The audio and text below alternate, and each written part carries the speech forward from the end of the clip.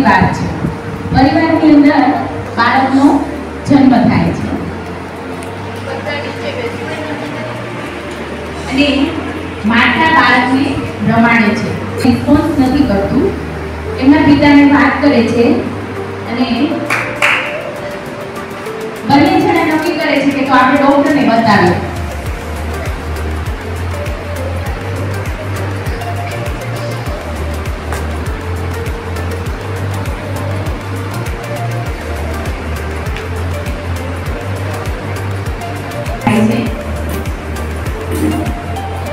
ડોક્ટરને વાત કરે છે.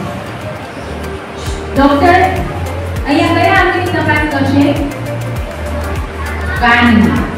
ડોક્ટર કાનની તપાસ કરે છે અને વાત કરે છે કે તમારું બાળક સાંભળતું નથી. તો વાલી પૂછે છે તો અમારે શું કરવું જોઈએ?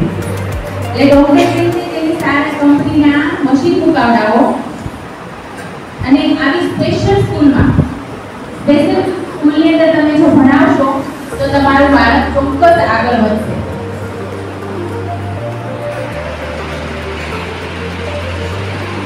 પરિવાર ઘરે આવે છે અને બાળકને મશીન પહેરાવે છે.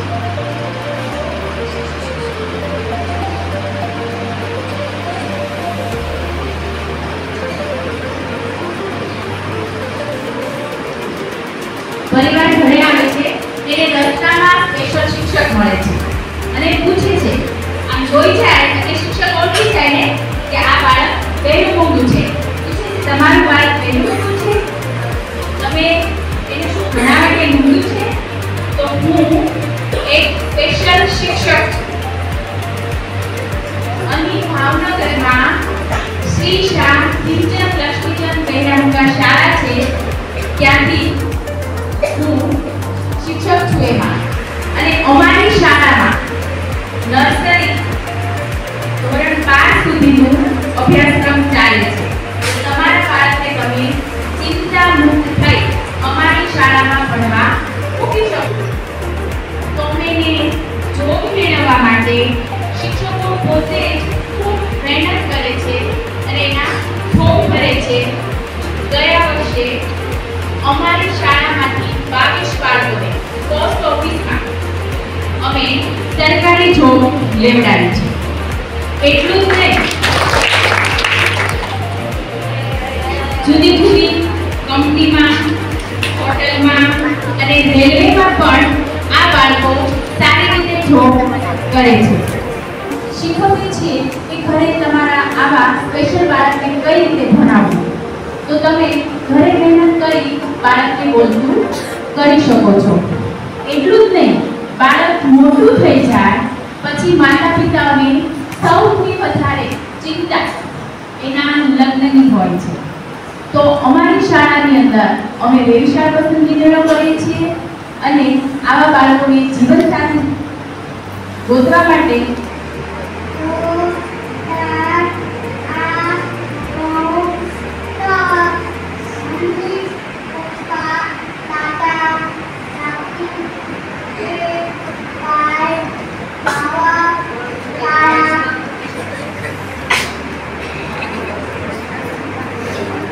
બાળકની પાછળ અમે ઇન્ડિવિજ્યુઅલ એટલે એક બાળકને શાળાની અંદર ભણાવીએ છીએ. તો આવી રીતે બાળક બોલતું પણ થાય છે.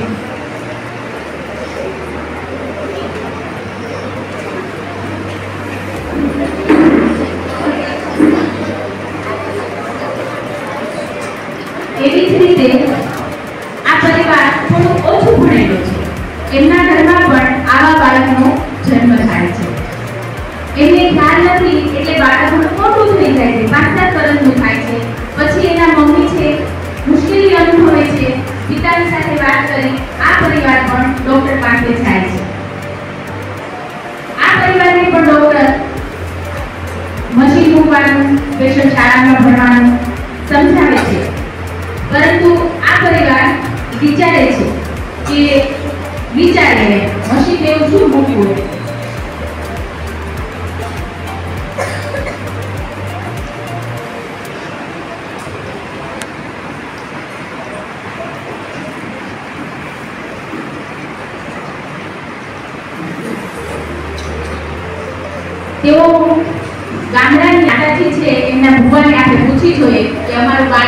થઈ જશે પછી આગળ નિર્ણય લઈએ. જાય છે એમને પૂછવા માટે અને આસ્થા અને શ્રદ્ધા સાથે કે અમારું બાળક સારું થઈ જશે એવી શ્રદ્ધાથી આવે છે. તેઓ શાળાની અંદર ભણવા પણ નથી મૂકતા અને મશીન પણ નથી મુકાવતા.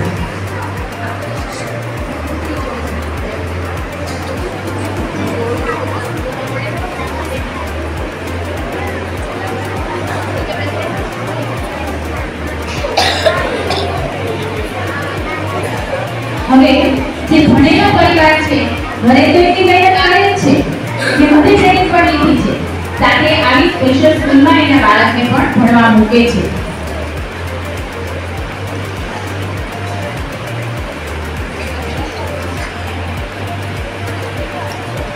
માતા પિતા શિક્ષકને મળે છે, અમે અહીંયા બાળકને મૂકીને જઈએ છીએ તો કઈ ટેન્શન નથી ને.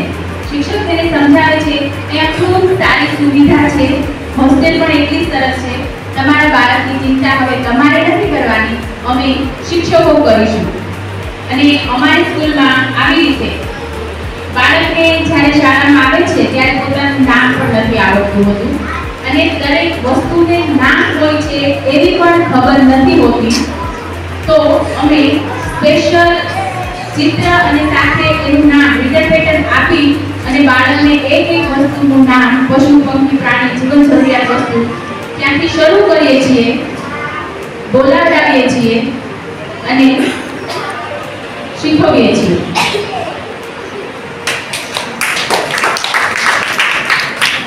આવી રીતે